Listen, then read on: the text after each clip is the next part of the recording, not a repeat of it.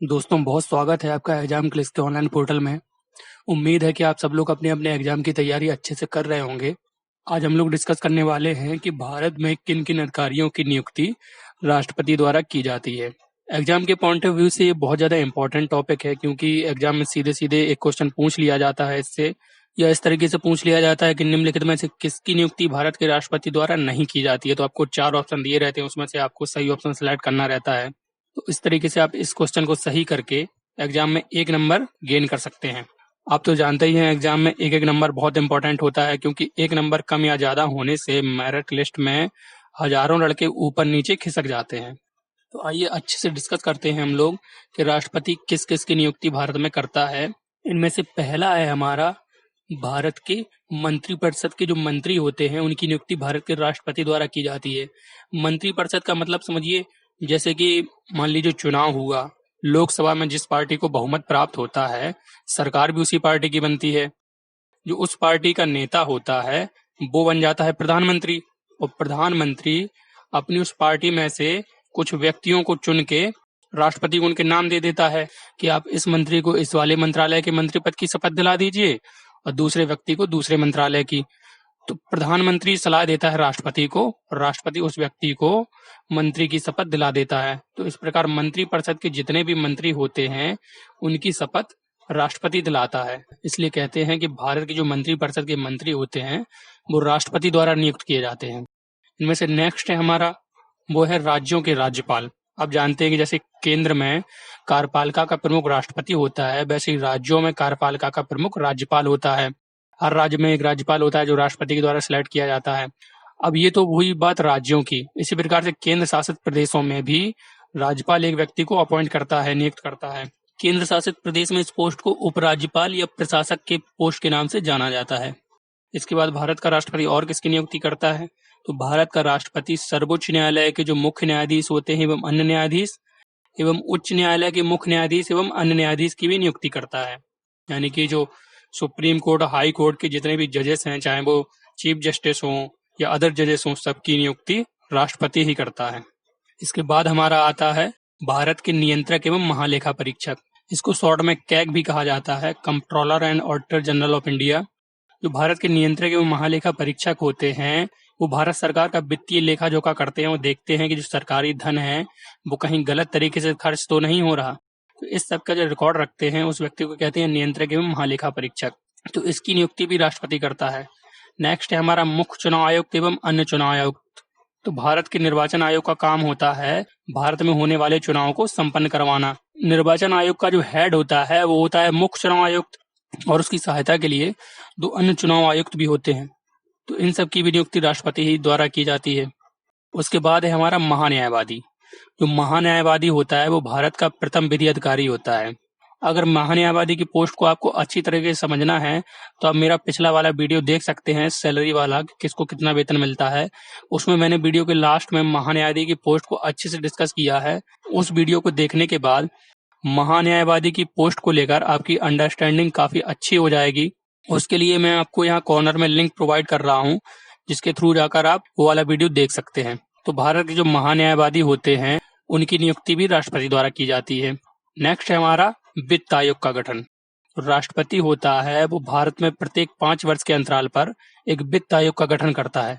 वित्त आयोग का कार्य क्या होता है, जो सरकारी धन होता है यानी कि जो राजस्व होता है उसका केंद्र और राज्यों में वितरण करने का कार्य होता है वो वित्त आयोग का होता है। वर्तमान में 15वें वित्त आयोग का गठन किया जा चुका है, जिसका कार्यकाल 2020 से लागू हो चुका है और वह 2025 तक रहेगा। और 15वें वित्त आयोग के अध्यक्ष हैं वो NK सिंह हैं। तो इस प्रकार से प्रत्येक 5 वर्ष के अंतराल पर राष्ट्रपति वित्त आयोग का भी गठन करता है। अब हम देखते हैं कुछ मेन आयोग के जो अध्यक्ष और सदस्य हैं उनकी नियुक्ति भी राष्ट्रपति द्वारा की जाती है। कौन कौन से आयोग हैं वो, इनमें से पहला है हमारा राष्ट्रीय अल्पसंख्यक आयोग। जो भारत में अल्पसंख्यक लोग हैं यानी कि माइनॉरिटी, कौन कौन से, जैसे मुस्लिम, सिख, ईसाई, बौद्ध, जैन, पारसी, इन धर्मों के जो लोग हैं वो भारत में माइनॉरिटी के रूप में हैं। तो इन सब माइनॉरिटीज के कल्याण के लिए भारत सरकार ने एक राष्ट्रीय अल्पसंख्यक आयोग बनाया हुआ है। तो इस राष्ट्रीय अल्पसंख्यक आयोग के जो अध्यक्ष एवं सदस्य हैं वो राष्ट्रपति द्वारा सिलेक्ट किए जाते हैं या नियुक्त किए जाते हैं। दूसरा है हमारा अनुसूचित जाति आयोग और तीसरा है अनुसूचित जनजाति आयोग। तो भारत में अनुसूचित जाति और अनुसूचित जनजाति के कल्याण के लिए ये दोनों आयोग बनाए गए हैं और इनके अध्यक्ष एवं सदस्यों की नियुक्ति भी भारत के राष्ट्रपति द्वारा की जाती है। चलिए, ये तो बात हो गई अनुसूचित जाति और जनजाति की। अब बात करते हैं, जब इन सब आयोग का गठन किया गया तो फिर बाद में अन्य पिछड़ा वर्ग ने भी कहा कि हमारा भी कल्याण होना चाहिए, और बाद में उसके लिए पिछड़ा वर्ग आयोग का गठन किया गया। तो पिछड़ा वर्ग आयोग के जो अध्यक्ष एवं सदस्य हैं उसकी नियुक्ति भी राष्ट्रपति द्वारा की जाती है। इसके अलावा भारत में जो महिलाओं का स्तर था वो भी काफी पिछड़ा हुआ था, तो उसको देखते हुए राष्ट्रीय महिला आयोग का गठन किया गया, जिससे भारतीय समाज में महिलाओं का जो स्तर है वो उठ सके, उनकी शिक्षा एवं उनका समुचित विकास हो सके एवं सरकार एवं समाज में उनकी बराबर हिस्सेदारी हो सके। इसके लिए राष्ट्रीय महिला आयोग का गठन किया गया। तो राष्ट्रीय महिला आयोग के अध्यक्ष एवं सदस्यों की नियुक्ति भी राष्ट्रपति द्वारा की जाती है। तो इस तरीके से हम देखते हैं कि अलग अलग कैटेगरी के लिए अलग अलग आयोग बनाए गए हैं, जो अपनी अपनी कैटेगरी को आगे बढ़ाने के लिए, उनके कल्याण के लिए कार्यरत हैं। इन सब के अलावा एक आयोग ऐसा है जिसमें ये फर्क नहीं पड़ता कि आप किस कैटेगरी से आते हैं, आप हिंदू हैं, मुस्लिम हैं, महिला हैं, कुछ भी हैं, आप उसमें जाके अपील कर सकते हैं। कौन सा आयोग है वो, जरा गैस कीजिए। जी हाँ, आपका गैस बिल्कुल सही था, वो है आपका राष्ट्रीय मानवाधिकार आयोग। तो जो राष्ट्रीय मानवाधिकार आयोग होता है वो सभी मानवों के लिए बराबर स्तर पर काम करता है। जो मानवाधिकार आयोग है वो मानव मात्र के अधिकारों की रक्षा के लिए कार्य करता है। इसको ऐसे समझिए कि जैसे मान लीजिए कोई अपराधी है जिसका अपराध अभी सिद्ध नहीं हुआ है, वो पुलिस कस्टडी में है। पुलिस वाले क्या करते हैं कि उसको जबरदस्ती अपराध सिद्ध करवाने के लिए, भले उसने किया हो या नहीं किया हो, उसके साथ मारपीट करें या प्लास लेके उसके नाखूनों को खींचें, उसे बहुत ज्यादा पीड़ा पहुंचाएं, जिससे वो मारे डर के पीड़ा से बचने के लिए अपना जो आरोप है वह कबूल करने के लिए मजबूर हो जाए। ऐसे सब कामों को रोका जाए और उसके साथ भी मानवता वाला व्यवहार किया जाए, तो उस सब के लिए राष्ट्रीय मानवाधिकार आयोग काम करता है। इसके बाद हमारा सबसे लास्ट है, वो लास्ट ऐसा आयोग है जिसके थ्रू हर कोई सिलेक्शन लेना चाहता है। जी हाँ, वो है आपका संघ लोक सेवा आयोग, यूपीएससी। अब मैंने यहाँ पर एक स्टार बनाया है, ये स्टार क्यों बनाया है ये आप थोड़ी देर में समझ जाएंगे। चलिए, ये तो हो गया राष्ट्रपति द्वारा नियुक्तियां, किस किस की राष्ट्रपति द्वारा भारत में नियुक्तियां की जाती हैं। इसको याद करना उतना भी ज्यादा टफ नहीं था, क्योंकि मैंने इसको एक ऐसे क्रम में लगाया है जिससे आप बिल्कुल आसानी से याद कर सकते हैं। आप 1 से 2 बार वीडियो को अच्छे से देखेंगे तो आपको सारे ये क्वेश्चंस बड़ी आसानी से याद हो जाएंगे।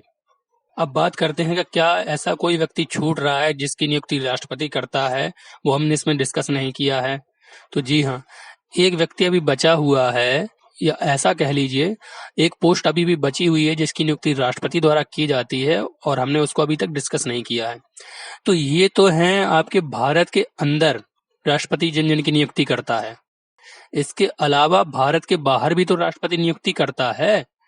भारत की तरफ से जो विदेशों में राजदूत जाते हैं उनकी नियुक्ति भी तो भारत के राष्ट्रपति द्वारा की जाती है। तो विदेशों में भारत के जो राजदूत या उच्चायुक्त होते हैं उनकी नियुक्ति भी राष्ट्रपति द्वारा की जाती है। अब आप सोच रहे होंगे कि हमने तो कहीं कहीं पढ़ा है कि शपथ दिलाने से मतलब, जैसे प्रधानमंत्री को भी तो राष्ट्रपति शपथ दिलाता है, तो राष्ट्रपति जो है वो तो प्रधानमंत्री की भी नियुक्ति करता है फिर। तो हाँ, राष्ट्रपति प्रधानमंत्री को शपथ जरूर दिलाता है, उसकी नियुक्ति जरूर करता है, लेकिन उसको चुनता नहीं है, उसका इलेक्शन होता है। जबकि राष्ट्रपति इन सारे पोस्ट को सिलेक्ट करता है, यानी कि इनका सिलेक्शन करता है। सिलेक्शन और इलेक्शन में काफी अंतर होता है। इलेक्शन का मतलब होता है जो चुन के आता है, जनता जिसको चुनती है, या जनता के चुने हुए प्रतिनिधि जिसको चुनते हैं, वो होता है इलेक्शन। जैसे कि आप देख लीजिए प्रधानमंत्री का इलेक्शन, मुख्यमंत्री का इलेक्शन, तो ये सारी जो पोस्ट हैं वो इलेक्शन के थ्रू भरी जाती हैं। जबकि राष्ट्रपति इन सारे पदों को अपना मनचाहा व्यक्ति, मनचाहे का मतलब ये नहीं कि मनचाहा, उस पोस्ट के लिए भी कुछ एलिजिबिलिटी होती है। जैसे कि महान्यायवादी बनने के लिए आपको जो सर्वोच्च न्यायालय का अन्य न्यायाधीश है उनके बराबर योग्यता होनी चाहिए, और राष्ट्रीय मानवाधिकार आयोग का जो अध्यक्ष है उसके लिए ये बाध्यता है कि वो व्यक्ति होगा सुप्रीम कोर्ट का जो चीफ जस्टिस है रिटायर होने के बाद उसी व्यक्ति को राष्ट्रीय मानवाधिकार आयोग का अध्यक्ष बनाया जाएगा। तो हम देखते हैं कि इन सारे पोस्ट को राष्ट्रपति अपने स्वविवेक से उनकी योग्यता के आधार पर सिलेक्ट करता है या नियुक्त करता है। अब इनमें से कुछ पोस्ट ऐसी होती हैं जिनको राष्ट्रपति सिलेक्ट तो कर सकता है, लेकिन सिलेक्शन के बाद उनको अपनी पोस्ट से हटा नहीं सकता। तो देख लेते हैं हम इनमें से कौन कौन सी पोस्ट ऐसी हैं जिनको राष्ट्रपति सिलेक्ट तो कर सकता है लेकिन बाद में हटा नहीं सकता।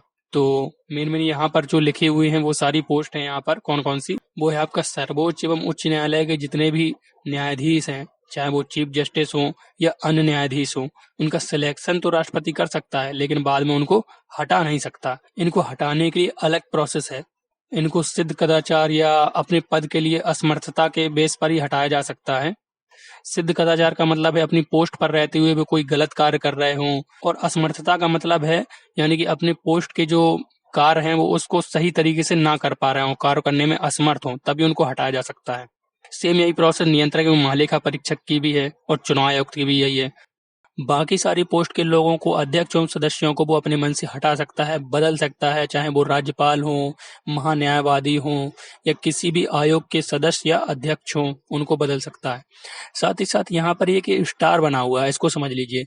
वह संघ लोक सेवा आयुक्त के सदस्यों को भी हटा सकता है राष्ट्रपति, लेकिन एक शर्त पर, अगर उच्चतम न्यायालय के जो न्यायाधीश हैं वो ऐसा करने के लिए कहें तभी। तो इस तरीके से हमने इस वीडियो में अच्छे से डिस्कस किया कि राष्ट्रपति किस किस को सिलेक्ट करता है और किस किस को वो बाद में हटा नहीं सकता। तो दोस्तों इस वीडियो में बस इतना ही, और अगर वीडियो पसंद आया हो, इससे कुछ नई चीज़ सीखने को मिली है, तो आप इसके लिए वीडियो को एक लाइक तो कर ही सकते हैं, और आप हमारे चैनल को सब्सक्राइब भी कर लीजिए, जिससे आने वाली वीडियोज़ के नोटिफिकेशन भी आप तक पहुँचते रहें। अब हम लोग मिलेंगे अपने नेक्स्ट वीडियो में, तब तक के लिए जय हिंद, जय भारत।